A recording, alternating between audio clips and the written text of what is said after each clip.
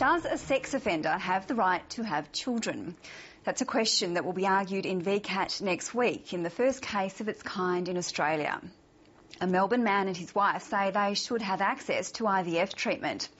That's despite his conviction 2 years ago for having sex with a 16-year-old student. The offender and his wife spoke exclusively to 7:30 Victoria on the condition their identities be protected.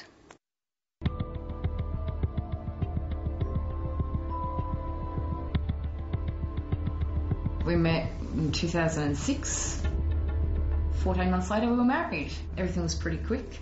We started trying to have kids pretty much straight away and then discovered that we couldn't.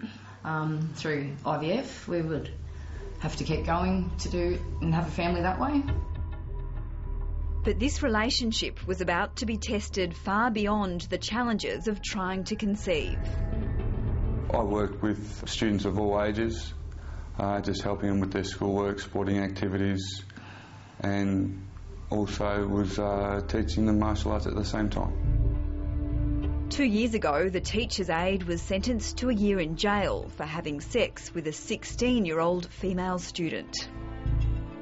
It was wrong. It was, you know, I could apologise all day long, every day, and I know how wrong it was, you know, but there's nothing I can do to change that now. Why did you do it? That's just a hard question to answer. I you know, even to this day, it's something that plagues me. You know, I ask myself the question, why, and it just comes down to pure stupidity. You know, not thinking about consequences. His wife has stuck by him. We're still okay. We're still good. It's tough, but it's good. So it never entered your mind to leave him? Yes and no. Again, I do think everyone deserves a second chance. And I believe what he's told me, and that's all that matters as far as I'm concerned. The former teacher's aide served his year in jail. During that time, the laws in Victoria regarding access to IVF treatment changed. From last year, every applicant for IVF is subject to police checks. Sex offenders must appear before a review panel and argue why they should be allowed to receive treatment. And what did the panel find in your case? They've given a barrier of treatment against myself because it's me who seeks the treatment. So the barrier affects me because of his findings. And what do you think of that? I think it's pretty harsh. Every person deserves the right to have a family. You know, people make mistakes. It's just very trying, you know. It just seems, I guess the word could be unfair. I'm 30 in a week, and my girlfriends and all my friends, they have kids, and there's kids growing up around me all the time, and I guess my biological clock's ticking. Next week, the couple and their lawyer will go to VCAT to challenge the review panel's findings. By virtue of the Charter of Human Rights, the decision reached by the panel was actually unlawful. As they're a public authority, they need to consider human rights, and in the decision they didn't do that. So what we'd be seeking from the tribunal is to have the decision of the panel substituted for a decision which says that they may access IVF treatment.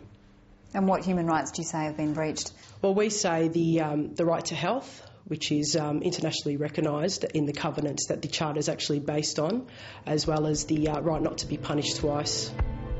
The case is the first of its kind in Australia. Only Victoria has laws where sex offenders must argue why they should be allowed to access IVF. A peak consumer body argues the law, brought in under the former Labor government, discriminates against people who need medical help to conceive. If the previous government believed that children's interests were best served by their parents undergoing a police or child protection order check in order to have a child, then the question is, why were they not requiring all Victorians to have this check done before they took their children home from hospital, if they conceived naturally.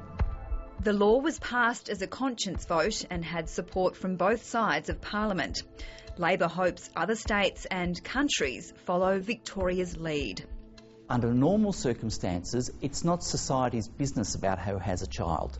We're talking about the specific circumstance where people go through a very intensive medical procedure that is regulated by the law, and our community is saying, if you do not satisfy the highest ethical standards, and we have question marks about whether you'd be a good parent because you have a sexual conviction, we are not letting you have access to that program. What would you say to people who may think, well, you're a convicted sex offender, why should you have children? Why should you be assisted to have children? Well, the question I would ask them in return is, why shouldn't I? Because it's a basic human right that everyone deserves to have a family. Would you accept that argument from other sex offenders? Yes.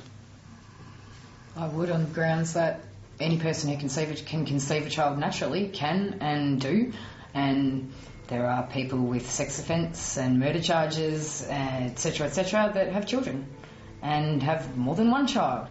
Why can they have children and we can't? And the case goes to court on Monday.